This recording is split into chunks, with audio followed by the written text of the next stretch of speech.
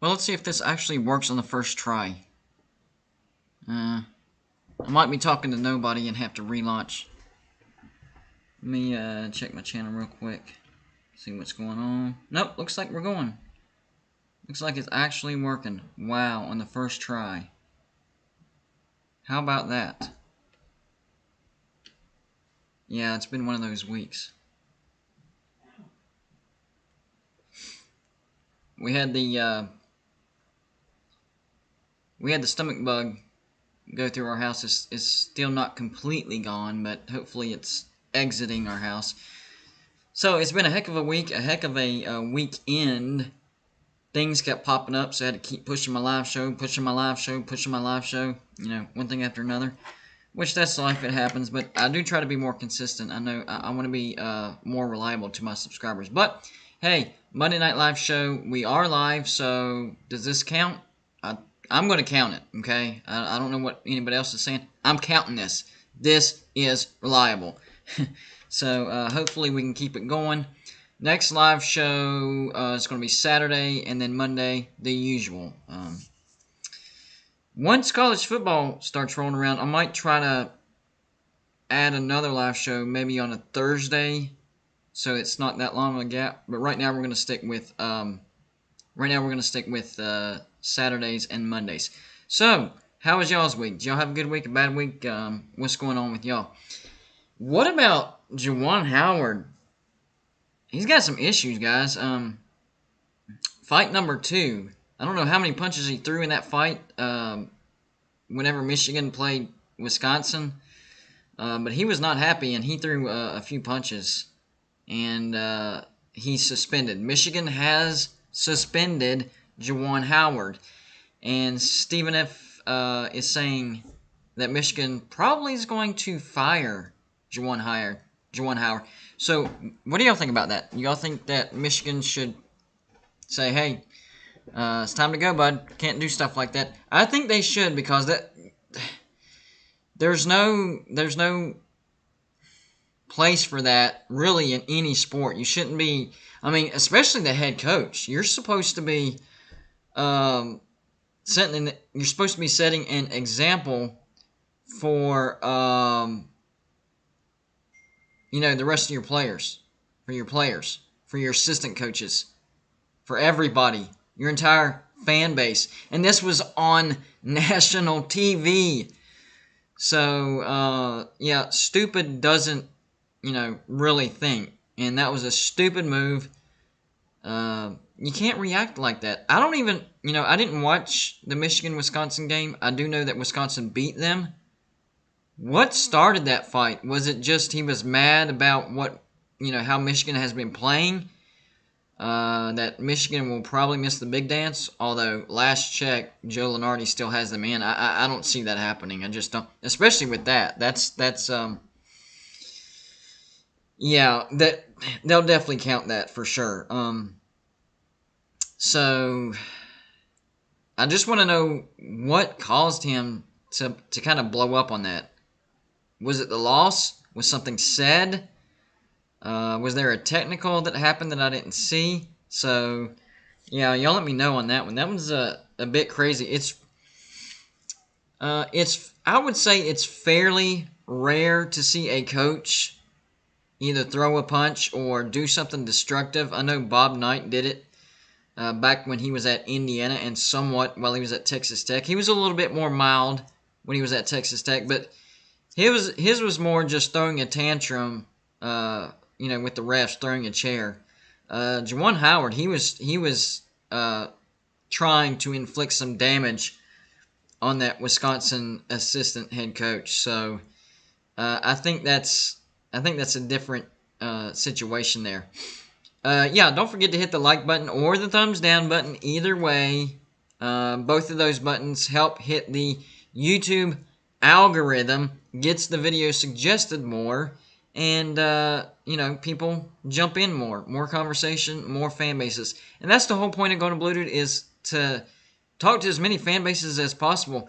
Like, the ultimate goal for me, I know I've probably told y'all this before, but the ultimate goal for me is, number one, This is full-time. Right now I'm at the bottom of that, but yes, it is full-time. But I want to get to a point to where I can go to as many college football venues as possible. I want to go to as many college football stadiums as I can, see all the traditions, hear all the chants, see all the stadiums, experience all the atmospheres, all the pregame rituals, all the tailgating, all that stuff. That is the ultimate goal of this. Kind of, just touring the nation and watching football games. I mean, that's the whole point of this. That's how much I love college football. That's what it is. I admit it. Real quick, before I go any further, let's shout out the chat real quick. Christian, I know Joey's working in the chat as me, Golden Blue Dude. Ryan McCullough. Am I saying that right? McCullough? One of those has to be correct. Jay Glizzy, 1999. Eric Wallace, Jeff Black, Yvette Stowers Foster, the better half of Joey. Let's see. Mayhem Matthew, he's starting to become a regular. That's awesome. Gamecock Chuck, another regular. True Seminole, great supporter of the channel. Rick Sanchez, Sparta, and TikTok Chess Hall just now stopping by. I appreciate everybody stopping by. Tim Prangley, I see you. If I see new names pop up in the chat, I will try my best to shout you out.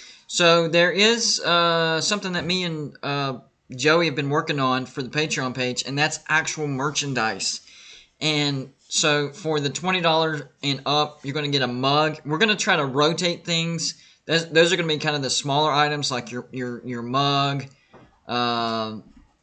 What else? I think there's a poster, different stuff like that. And then for the $50 and above, those are the ones that are going to get the hoodie, t-shirts, stuff like that. And we'll rotate it because basically you'll get the merchandise every 3 months. If you're a member for 3 months, every 3 months, you'll get merchandise. And we'll rotate it. One time it's going to be hoodies. We're going to try to do the hoodies right off the bat. And then we'll rotate to maybe t-shirt, hats, stuff like that. So we'll rotate it through that way. And once we figure out how to put up a store, then we can just sell it to you guys straight up. But for right now, we do have to go through YouTube and the Patreon. So if you want merch, that's the way we have to do it. I see Stephen E. Straight. Nice. What's going on, bud? Thanks for stopping by. So I know Joey put up a post asking everybody, should Juwan Howard be fired? I think so. I don't think you can have a coach that sets a bad example to the players. I mean, you're trying to teach your players to be young men and to succeed in life. Well, if they see their coach throwing haymakers for no reason, just because he's mad on national television, in front of everybody, on the road, in front of his players, that's a bad look for Michigan. You can't do that. Yeah, you know what? I wasn't keeping up with the fight. I didn't really know much about it until me and Joey started talking about it. I would have made a video about it today, but I honestly didn't know anything about it. So, yes, I am definitely going to make a video about that fight. But you know me, I'll put a golden blue dude twist to it, not just talk about the fight. We'll turn it into something that'll make you think just a little bit. And earlier I made a video about, well, I made 2 videos today. 2 yesterday and 2 today. But today's, the first one, dadgummit, I have a bad memory. You can ask Joey. I have probably the worst memory of anybody that you can think of. So the first video, was, hold on. Sorry, I got an update. Okay. The first video was Raheem Jeter, a recruit for West Virginia, got shot in the freaking leg over road rage. In my neck of the woods, near me. It's 2 counties over. I live in Pickens County. This happened in Spartanburg County. But my gosh, that's insane. By the way, thank you, Shane M1980, for the $10 super chat. He says, been busy lately. You ever get the P.O. box? No, we're working on it. I promise. I'm ready to see an LSU helmet behind you. Yes. I think we're going to wait on taxes to do that. I know that's another couple weeks, but it is coming. And for those of you that don't know what we're talking about with the P.O. box, I've had it before. I'm getting a P.O. box, and that allows you guys to send me stuff that I can hang in the background. That's, wait, what side am I on? There we go. The bottles you see behind me on, it's my right, but your left. Those are from subscribers, and the RG3 newspaper clipping kind of fell down a little bit. So, yeah, I'll have to put that back up. But basically, I'm going to get a P.O. box again. Have you guys send, whatever you want to represent your team. But me and Joey, just a little heads up, me and Joey are in the works of building a 3D pop-out type of shelf. And we want helmets on there. So really, the thing that we want the most, it doesn't have to be this, but the thing that we want the most, mini helmets that represent your team. We'll get those mini helmets either way. If y'all don't send them, we'll buy them. And you can send whatever. You can send a hat, whatever, and we'll put it on the back wall. But truly, the mini helmets is what we want the most. So that's what Shane M 1980 was talking about. And I'm pretty sure he's sending an LSU mini helmet. So he's got LSU... He's got LSU covered, so if you're an LSU fan, you don't even have to worry about it. Shane's got you. Jay Glizzy99 says, what NCAA fans you don't have subscribed to the channel? You know what? I don't know. I'd really have to go through the list. I mean, I've got a lot of fan bases that are subscribed from the East Coast to the West Coast. I got Oregon, Washington, USC. Not sure about UCLA. UCLA, I might not have that covered yet. And then all the way to the East Coast, I mean everybody: Florida State, Clemson, South Carolina, North Carolina, Pitt, West Virginia. We're covering it pretty good. And that's what happens when you start going over the 5,000 subscriber count. But big goal of 10,000, and it's going to be difficult to reach. But I have faith in you guys, and I have faith in this channel that we're going to reach it. And something that people don't realize is right now, when the season has just ended, probably right up to about, I don't know, late May, well, May-ish, is kind of the slow time for a sports YouTube channel. So, not seeing massive growth during this particular time frame is not, oh my gosh, what's going on, we need to change. No, it's just how it goes, and then it'll pick back up. So I'm expecting to get the majority of that 10,000 once June gets here, and then especially June, July, August, September. Those are the boom months. And last year, it was definitely the boom month. I went from 1,000 subscribers to like 3,500 in 2 months. So yes, it was definitely the boom months last year, and I expect it to be the boom months this year. And yeah, a lot of people don't agree with my takes. And the point of this YouTube channel isn't to agree with me, it's to be entertained. And if you do disagree with me, then you give me your take. And to be honest with you, other people's take have changed my mind before.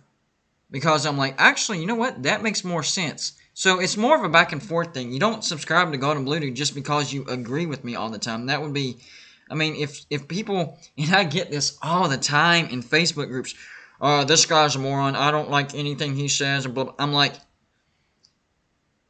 okay, not the point. It's not the point whether you like me or agree with me. Is, having the fact that you comment on the video in the Facebook group tells me that it was engaging. Even if it pushed the wrong button, you still commented, which is the whole point of this thing, is to be engaging and to get people to react and talk about stuff. So that's the whole point of this. Joey does have a new poll out. Best kickoff return specialist in college football history. This is only 4 out of the 16 we will poll. So I'm guessing it's going to go 4, 4, 4, and then those 4, and then the final 2. Something like that. Or maybe it's just 4 and then 4. 16 out of... Yeah. So we have 4 polls altogether. No, 5. Because 4, 8, 12, 16. And then the last one. Yes, 5. Anyways, Deion Sanders, FSU. Devin Hester, Miami. Raheem Ismail, Rocket. I call him Rocket. Rocket Ishmael. From Notre Dame. Or Barry Sanders, Oklahoma State. Kickoff, I would say Barry Sanders for running back, but kickoff, Devin Hester, man, he really, oh my gosh. Now, if you were asking best college football player, probably Deion Sanders, maybe Barry Sanders, between those two. But kickoff specialist, I think that's Devin Hester. That has to be Devin Hester all day long for that one. I don't know anybody that could return a kick or a punt the way he did. I mean, every time he caught it, you were like, okay, here we go. It's either going to be a 20 chunker, 40 chunker, or he's taking it to the house. It was never, these boring 5, 10, or lose yardage. He was getting some yards. So it is what it is. My vote, Devin Hester, but that's up to you guys. Mayhem Matthew is asking, how long did it take you to get to 5K? It took me a little over 2 years. I started this channel in August of 2019, and we hit 1,000 in January this year, January 2022. So it takes time, guys. It takes time. It is a grind, and you have to know the little sections of time. So you'll have your boom period, which is between, I'd say, June and September. That's when you're going to gain your most subscribers, because that's when people are thirsty the most for college football. And then you have the actual college football season. That's steady, nice and steady, but it's not your boom period. And so that will run probably to the end of January. If you're lucky, maybe the beginning of February. And then the dead period runs probably February all the way up to May. That's when you're going to be the slowest. We're still gaining subscribers during the slow period of the year for college football. So that's a good sign. As long as you're gaining and not losing in the slow period, that is an excellent sign. You're not going to boom. Yeah, the polls only last for 3 minutes, so try to vote as fast as you can. If you want to vote, vote as fast as you can to get your vote in. And see, what did I tell y'all? Hit the like button. It's going to get suggested more and more people are going to come in. Look, we're all the way up to 28, and we're up against Mark Rogers tonight. So, wait, don't click off and go to Mark Rogers. Do a split screen or something. I might have screwed myself on that one. Anyways, the point is, hit the like button, and let's keep this video growing and growing and growing. The people that have already hit the like button or the down button, either way, appreciate it. You new guys that have just showed up, it helps a lot. I'm telling you, you hit the like button or the down button, and it hits that algorithm, it gets suggested, and off to the races we go. And, okay, so it seems like I'm going to have to do some more shout-outs because more people are commenting, too. That's always a good sign, too. Okay, so the last one was Stephen E. Strait. So, I don't think I shouted out Mountaineers News, too. So, shout out to you, bud. Jeff Black. Dog behind enemy lines. I'm guessing he lives in Alabama. If I had to guess about that particular name, Dog behind enemy lines, I would say that's a Georgia fan that lives in Alabama. That's my official guess. Goose Sports, shout out to you, sir. Mike3883. Let's see, anybody else? I think I did shout out Matthew Mayhem Matthew. Did I miss anybody? American Football Network. I knew I missed you. Trey BTV. Renee Rocha. I see you. And Cocky Balboa. The best YouTube name out there. Cocky Balboa. I still haven't seen a name that's better than that. That is amazing. That is genius. Genius. Love it. You get an A+ for that, sir. And I appreciate you commenting so I can get reminded on just how amazing your name is. Awesome. But like I was saying before, somebody asked all the fan bases that are subbed to me, East Coast to West Coast, and I said Florida State. Well, there you go. True Seminole in the house, Florida State fan. And all up and down the seaboard. And I have Maryland fans that hate me, but they're subscribers. Pitt fans that don't hate me, but hate West Virginia, they're subscribers. And I'm actually going to the Backyard Brawl with Talk is Pitt. So I'm literally going to the Backyard Brawl, which is a rivalry game between Pitt and West Virginia, on the road at Pitt with a Pitt fan who subscribed to this channel. How crazy is that? And that would have never happened if I got the hiccups or something. What is going on with me? Every 5 seconds I have to like either burp or have the hiccups. Stop. Anyways, that would have never happened if I hadn't started Gold and Blue Dude. So a lot of things that I never thought was going to happen are happening. And that's one of them. But the bigger picture is all across the country. I want to go to an Oregon game in Autzen Stadium. I want to go to a Washington Huskies game and see that lake. I want to go to a USC game and see the Coliseum. You know, I want to see it all. I want to see all the sites. Because I know everybody thinks that their home stadium is the best. I am going to make a determination on that when I'm actually able to do it. And, you know, just for homerism's sake, I'll leave my stadium out of it. I'll leave West Virginia Stadium out of it. That way it's true, you know, who has the best stadium atmosphere. I'm trying to figure out what all the criteria should be. Best stadium would probably be, I don't know, comfort, unobstructed views, the atmosphere, all that stuff. Would you count tailgating? Would tailgating be a factor in best stadium? I think it would, but at the same time, that's outside the stadium. But it's part of the college football experience. So should I count that with it? So y'all help me out on that. Should I count tailgating as part of the best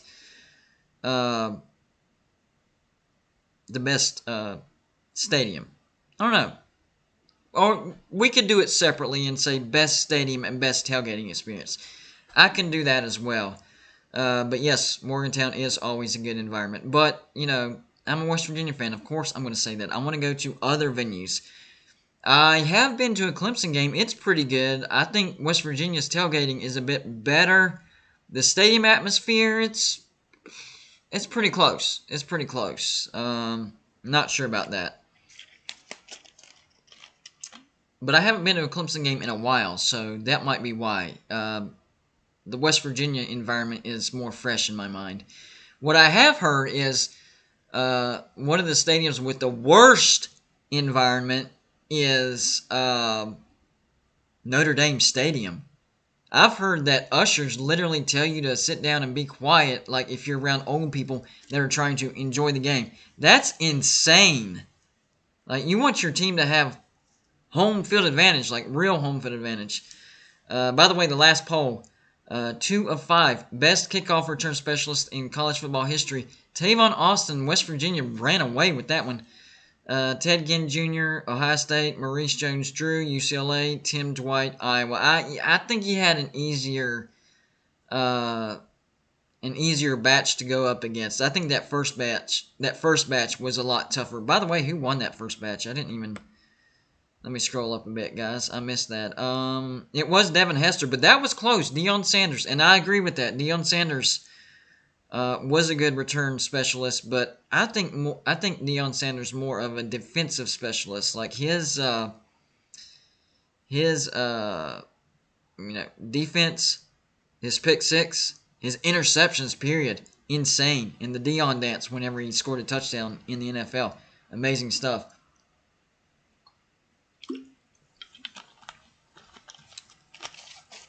Yeah, I heard that the atmosphere is I heard that the atmosphere in Notre Dame is, they're not mean, they're just lame. Like, they tell you to sit down and be quiet because there's people over there trying to enjoy the game and you're being too loud. Tell them to be loud. Like, you're doing the opposite of what you're supposed to be doing. I'm being loud, cheering on the team, trying to give this some atmosphere, trying to intimidate the opponent. You should get them to do that. You shouldn't try to get me to sit down and be quiet and, fold my hands and sing Kumbaya. No, get them to cheer as well. I mean, that's the whole point of going to a football game. If you want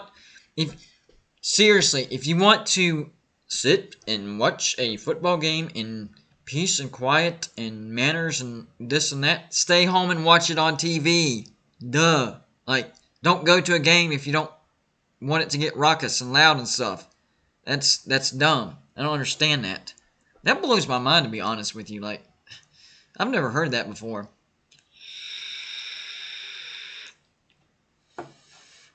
Y'all need to fix that, Notre Dame. Y'all need to fix that.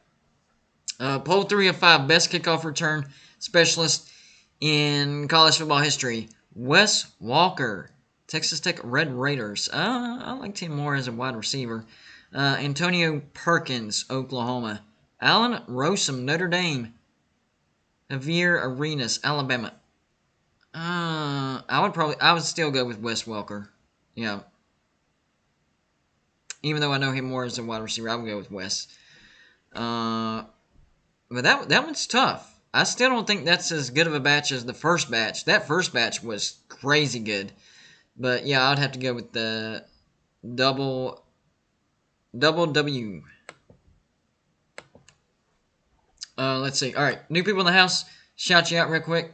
Let's see, where did I leave off? I think it was Cocky Balboa. Sorry, I had to say it again. It is the best name ever.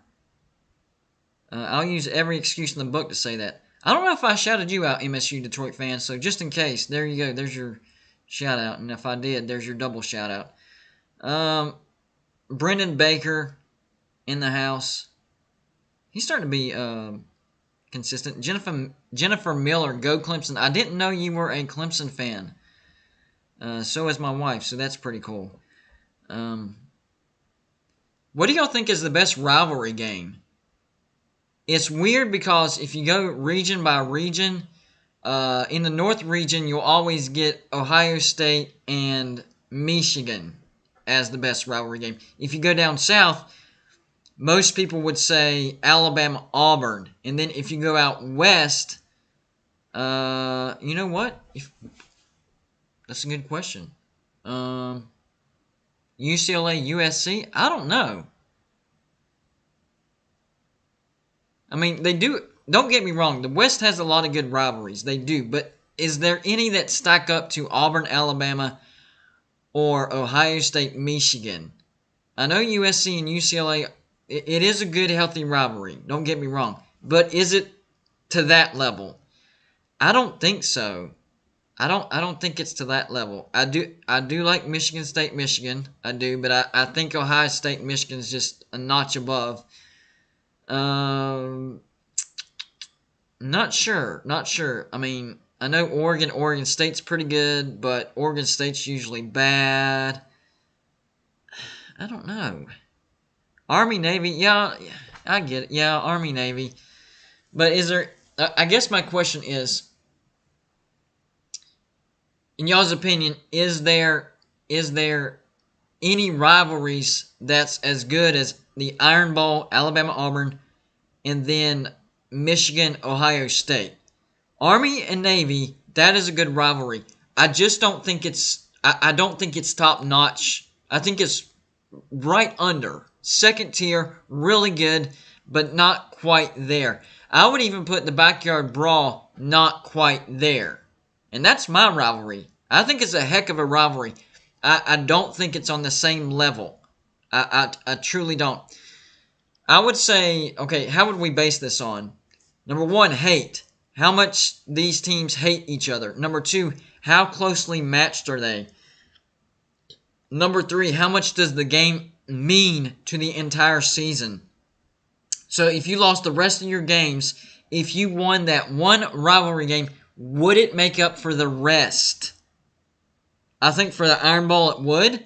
I think if I know Alabama fans will say no because they're used to being coddled and winning national championships. But I think if Alabama or Auburn had to pick one game to win every year and they lost the rest, it would be their rivalry game. I think if they lost the rest of their games, it would be a terrible season. But winning the Iron Bowl would be like, okay, feel way better. I feel way better about this season. And that's the same thing with Michigan and Ohio State. I mean, Jim Harbaugh was having decent success at Michigan. I mean, several double-digit win seasons. I know they had a down season in 2020, and that's why he took a pay cut. But what was the number one complaint? Couldn't beat Ohio State. Couldn't beat Ohio State. Jim Harbaugh could have got fired because he couldn't beat Ohio State. That's the guy behind him. I can't think of his name. The Michigan, not Rich Rodriguez, the guy behind him. Couldn't beat Ohio State. That's why he got fired. One of those Michigan coaches got fired simply because he couldn't beat Ohio State. That's how important that rivalry is. So, by the way, I see you, Josh S., and I see you, Hummus Hero. Shout out to you. Zangief Productions. By the way, I was on a show with him, a live show with Zangief Productions. So, after this show, go check that out and see what you think about that collaboration him and I did. I thought it went really, really good. So y'all go check that out whenever you have a chance. Zangief Productions, thank you for stopping by, sir. Jennifer Miller says, number one, Alabama. Okay, so she's going to give one team, but not the other. I gotcha. So I'm going to go down the list. I'm guessing Alabama-Auburn is the best rivalry in your eyes. And then Clemson-South Carolina would be the second. Third, are you going with Georgia-Florida or Georgia-South Carolina? Or Georgia-Auburn? Might be Georgia-Auburn, the oldest rivalry in the Deep South.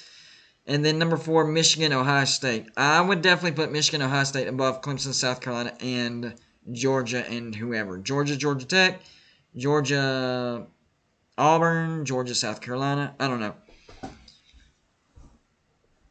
But Clemson South Carolina, it's probably on that third tier. Really, really good. But I don't know. I don't know if a coach. Well, I know for South Carolina, a coach wouldn't get fired just because they lost to Clemson. If you coach for South Carolina and you're consistently winning 7 or 8 games a year, it doesn't matter if you're getting beat by Clemson every year. You're keeping your job. So that's why I would knock it down a notch. Maybe for Clemson, I mean, they did get beat 5 in a row under Steve Spurrier. Dabo didn't get fired, so yeah, I would say it's probably the same on the Clemson side as well. And I'm not saying it doesn't suck when you lose to your rival. Of course it does. Brady Hope, that's who I was thinking of. Thank you, Dennis Haiti. Shout out to you, sir. Of course, you don't want to lose to your rival. I mean, that's bragging rights for them for a year. I'm talking about the sheer magnitude of the rivalry. Michigan, Ohio State gets coaches fired. The Iron Bowl gets coaches fired. So I think that's probably like the level that you have to grade everything on as far as how good of a rivalry is. I know there's different other factors to determine it, but I think mine would just be importance. And if you're firing a coach based on losing to your rival, yeah, that's big time. West Virginia Marshall, that's not a rivalry. Number one, we've only played them 12 times, and number two, 12-0. Marshall has never ever beaten West Virginia in football. They had a shot. Ooh, it makes me dizzy every time I think about this. They had a shot to beat West Virginia back in 2010. They had the game won. About 8 minutes left, 6 minutes left, something like that. Had the ball. They were up 22-6, I think, something like that. If they would have scored a field goal, they would have been up by 3 possessions, and the game would have been over. West Virginia couldn't score a thing. They were down to our 8-yard line. They were 8 yards away from scoring a touchdown. And all they had to do was kick a field goal, and it would have been a 3-score game, and it would have been game over.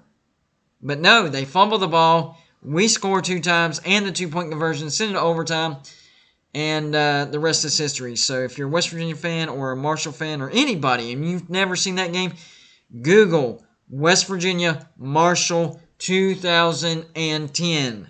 That last part, very important. 2010. Great rivalry. Since we have more people in here, don't forget to hit that like button. It's helping the video. You can ask the other people that hit the like button or the down button. Either way. We have built this video, and so anybody that's just now in the chat, please hit the thumbs up or the thumbs down, just to help hit that YouTube algorithm and get it suggested more. And if anybody would like to support the channel financially, just like Shane M1980 did earlier in this show, there's always the super chat button, which is that little $ at the bottom of the chat, and you can put in whatever amount you want. Put a chat in there, and I'll read it out, of course, and appreciate any financial help you can give us. We do this full-time, but remember, the bills don't stop. The bills don't stop, so every little bit helps. Let's see. Hummus here says, Backyard Brawl is definitely top 5-10 in all-time rivalry. I would agree with that. I would definitely agree with that. I would, off the top of my head, I would probably say 7 or 8. 7 or 8. I think there's probably 7, maybe 8 rivalries that are better than the Backyard Brawl. So at bare minimum, like you said, 10. But I'm thinking 8. Probably number 8. And Pitt does have a little bit of a margin on us. I think they have like a 16-game win. Something like that. Might be bigger. But since I've been born, West Virginia has dominated this series. The reason why that gap got stretched was because of the 60s and 70s. West Virginia was not good at all, and Pitt was at their all-time best, except for the 30s and 40s. So that's how the gap got widened. But in recent history, West Virginia has actually dominated that series. I think 18 wins to 9 in my lifetime. I have to go back and double-check on that, but it's something like that. So, yeah, I would agree with that. The final poll of the best football return specialist of all time. College football, not the NFL. College football. This is a good one. Desmond Howard, Michigan. Devin Hester, Miami. Tavon Austin, West Virginia. Wes Walker, Texas Tech Red Raiders. You know me. I'm a West Virginia fan. I would want to say Tavon, but I got to go with Devin Hester. The dude, that's what he was. God created Devin Hester to return kicks and return punts. That was his job in life. That's why God created him. So my vote would be Devin Hester. But Desmond Howard, he was a good one too. And of course he has that iconic Heisman pose after he took it to the house against Ohio State. So that's very memorable as well. Ryan McCullough, hopefully I'm saying your name right. I'm going to say it 3 times. One of these pronunciations has to be right. Ryan McCullough, Ryan McCullough, or Ryan McCulloch. One of those has to be correct. So I apologize. If you want to type it and kind of give me a pronunciation guide, I would appreciate that, just so I don't butcher your name. Anyways, $4.99 Super Chat. Appreciate that. And he says, do you think West Virginia will leave for the ACC, or do you think they will stay in the Big 12 now with the new teams coming in?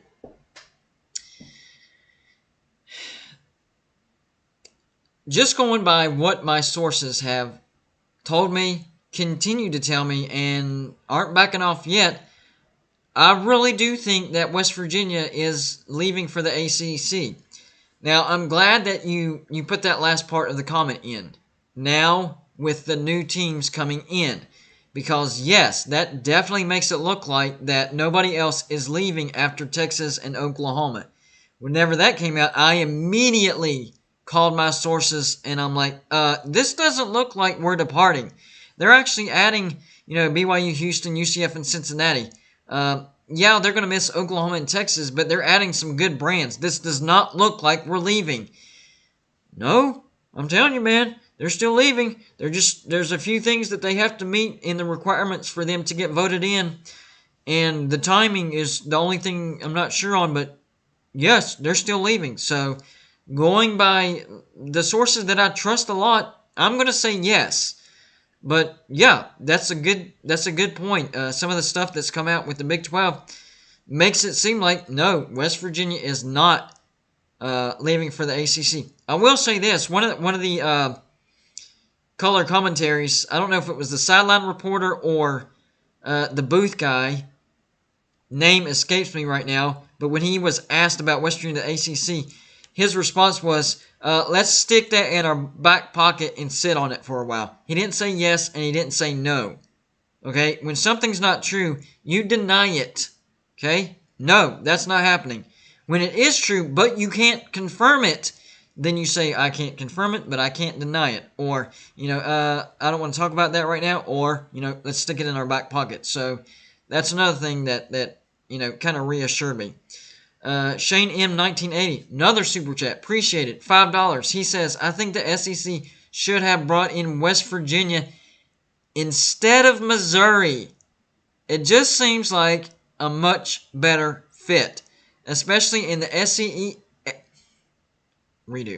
especially in the SEC East. Your thoughts? I agree with that. I didn't disagree with the SEC bringing in Missouri. I do agree that West Virginia would have been a better fit than Missouri. But as far as actually disagreeing with it, no. I think that was fine. But putting Missouri in the SEC East, that made no sense. No sense whatsoever. Okay? And the biggest premise behind that, well, they didn't want to split up the Alabama-Auburn rivalry. Stick Vanderbilt. And then you could take Auburn and Alabama and put them in the East, right? You put Missouri and Vanderbilt in the West, and then you can put Alabama-Auburn in the East. And I know Alabama is rivals with everybody. Oh, we didn't want to break up the Alabama-Arkansas. We don't want to break up the LSU-Alabama. We didn't want to Ole Miss. We don't miss. Blah blah blah blah blah. No, the main rivalry that you don't want to break up is Alabama-Auburn. However, even saying that, if you put them in different divisions, you still don't have to break up that rivalry. Look at South Carolina and Clemson, Georgia Tech, Kentucky, Louisville. There's plenty of rivalries that aren't in the same division, and they're not even in the same conference. So that was a stupid excuse. It made no sense, and Missouri being in the SEC East absolutely makes no sense. None whatsoever. Quick shout-outs because I see a few new faces. Give me a second here. Dennis Haiti, shout out to you. Appreciate you stopping by. And Gregory Krug. I haven't seen you in a while, man. Thanks for stopping by. Good to see you again. So, yeah, I'm really glad you sent that super chat, Shane M 1980. Appreciate the financial support. But I like the point that you brought up in that. Number one, I think West Virginia would have been a better fit than Missouri. Okay? Yes, but I don't think that picking Missouri over West Virginia was necessarily a horrible decision. No, I think Missouri's fine. However, in taking Missouri, why in the heck did you put them in the East? It just makes no sense. Now, I will say at the beginning, when Missouri first got into the SEC, they actually dominated the SEC East for a while. In fact, they were the team that kind of choked off South Carolina from winning the SEC, because South Carolina had some extremely good teams under Connor Shaw and Dylan Thompson. They had some really good teams. But that one team that stood in their way when South Carolina was at their apex was Missouri. So they have played their role in the SEC East, and it does make me feel bad about South Carolina, especially when I found out the other day that South Carolina is a top 20 revenue-producing school in the nation when it comes to football. And on top of that, South Carolina has one of the most loyal fan bases in the nation, and yet they've had one of the lowest amount of success out of any Power 5 team. Any Power 5 team. So if there's any fan base out there that deserves a better team than what than what their team has given them, it is the South Carolina fan base. They've been through hell and back. I'm just going to say it. They have been through hell and back, and hopefully Shane Beamer can get them going in the right direction. I don't know why. Why can't South Carolina be a destination job? The reason I said that is because of what I said earlier. Finding out that South Carolina is a top 20 revenue producing team in football. Why can't they put out a better product and make South Carolina a destination team instead of a leftover team or a stepping stone team? South Carolina grabbed Will Muschamp after Florida disposed of him, which I was like, what are you thinking? Oh, Florida just had too high standards, and we just want him over here to have 8-9 win seasons. If he does that, then it's a success. Well, he couldn't do that. That was a bad hire right off the get go. Actually, that was the second leftover. I know Florida didn't fire Steve Spurrier, but he moved on from Florida onto South Carolina. Then wow, I didn't even realize that. If that happens one more time, that's officially a trend. It's already happened twice. Spurrier, Florida, South Carolina. Will Muschamp, Florida, South Carolina. If it happens one more time, sorry, South Carolina fans, that's a trend. I don't think it's going to happen for a while, though, because Shane Beamer, I think he's the real deal. And South Carolina better do all they can to keep him in town if he starts having success, because South Carolina makes too much money to not be a destination school. They need to start shelling out the money to keep high-quality coaches. And yes, they proved it with Steve Spurrier. They're willing to go out and get a high-quality coach and pay him money. But that's one coach. Other than that, nothing. I don't understand. And yes, there was a stop in between. Between Florida and South Carolina, but still, college to college, Florida to South Carolina. Point is, South Carolina makes way too much money to not put more money into their college football program. They should have more wins. They should have better facilities. And I'm not saying that South Carolina has bad facilities. Not at all. They have good facilities. They have decent facilities. But if you ever been to Williams-Brice Stadium, my gosh, it's like a concrete jungle. Like, I've never been to a South Carolina game, so I don't know what the atmosphere inside is. But outside the stadium is very, industrial-like. A lot of concrete, stuff like that. It's not really, I don't know, it doesn't feel very college football-ish. And I know they did the, what was it, the concourse. That looks better. I will give you that. But there's a lot that needs to be done around the stadium. And South Carolina is capable of putting out better product than what they have. They can have way more success because they make way too much money to not have more success.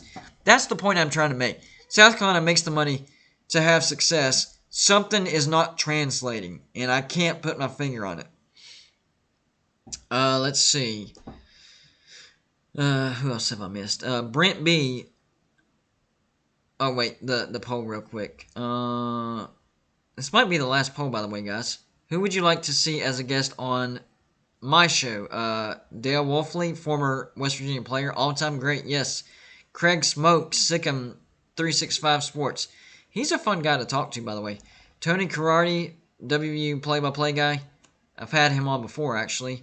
Or somebody else. Tell Joey in the chat. Oh, so basically you either vote for the one of the three, or if it's not one of those three, tell Joey in the chat. I gotcha. That makes sense. Yeah, we're going to try to up our game when it comes to guests on the show. I think we've done okay so far. But we have some bigger names in the making. Brent B says, you have the WVU TCU game on right now. No, I do not. I'm kind of scared to look at it, but since you mentioned it, I guess I will. Let's see. Let's go to the Big 12. Huh? It's tied 23-23. That's better than getting spanked by now. Man, that Kansas game. We were competitive against Kansas, but you could tell that they were just a notch. If it wasn't for the atmosphere, we would have got absolutely blown out. Well, like we did the first time. The atmosphere is the only thing that kept that game from being a blowout. You could tell that Kansas just had better athletes. So far, dadgummit, West Virginia's shooting 81.8% from the field and 75% from three-point. That's pretty good. Wow, that's not bad at all. But anyways, Shane M 1980 says when South Carolina was good, that place was rocking when they played Sandstorm. Honestly, that place rocks every time they play Sandstorm. That's an impressive sight right there. I have to admit, that's one of the better entrances in college football. So you are doing that right. You are doing that right. Brendan Baker says a lot of people in comments want Huggins to be fired. How do you feel about that? I would say people are stupid if they actually want him to be fired. I made a video on that about a week ago saying he's thinking about retirement. And my thought on that is if he does think about retirement, it needs to be on a year where we at least get to the big dance. He deserves to go out on a winning note. And I understand once you get to the big dance, it's either lose or win the national championship. Those are your only two options once you get into the big dance. Think about it. Two options. Win the national championship or lose. That's it. There's no other option. I get it. You can get to the second round. Oh, you got to the Sweet 16. Oh, Elite 8. Oh, Final 4. Oh, you got to the national championship. But honestly, there's only two options. You either win the national championship or you lose, and that's it. So get to the big dance, and then whatever happens, happens. Then Bob Huggins retires. So anybody that's saying that Bob Huggins needs to be fired, you're an idiot. You're a moron. Don't take that personal. I'm just saying as a sports fan, you're a moron. That doesn't make any sense. He's an all-time great. We should have known this was going to be a down year. I mean, we lost Sheboy, Culver, Miles McBride. I mean, we lost, 70% of our offense from last year. This was going to be a rebuilding year. But starting off the season 13-2 kind of fooled all of us West Virginia fans. And then, of course, headed into the tough Big 12 kind of finally exposed this. So, no. Don't need to fire him. But if he does want to retire, let's get him to the big dance. Then he can retire. That's his decision, and I would respect it. But him being fired, no. I'd say he needs a job as long as he wants it. Unless he starts going senile. Like, if he's getting way up there, like in his 80s senile, yeah, it might be time to move on. But he still got it together. All right, guys. I'm about to jump off here, guys. Y'all made this a great show again. I really appreciate that because I had a very hectic week and I had to push my live show. I don't even think I had a live show before this as far as normal time go. Had to push it. Finally, I guess technically I canceled it and then we had one today. So, you guys got me through it. We had a great show tonight. Everybody hit the like button. Had a few super chats. Appreciate that as well. And a lot of participation in the polls. That's what I like to see. I want to see engagement, knowing that you guys like the show and that you guys were entertained. That's the biggest thing. Whether you agree with me, doesn't matter. It's, was this engaging? Was this entertaining? And that's, I think that we accomplished that for this show. So, yeah, that wraps up Monday. Hopefully, Mondays are always tough, but hopefully this kind of, gave you a smooth landing spot. Well, it was President's Day, so a lot of things were closed, but a lot of the blue collars still had to work. Anyways, appreciate everybody tuning in. Appreciate everybody that hit the like button, super chat, commented, everything. So I'm going to get off here. Y'all have a good rest of your night, and we will see you on Saturday. And don't forget the regular videos every day. They don't stop. And I'm on TikTok. Don't forget to go over to my TikTok channel, Golden Blue Dude. Everything's Golden Blue Dude. See if you like the TikTok channel. All right, guys. Have a good night.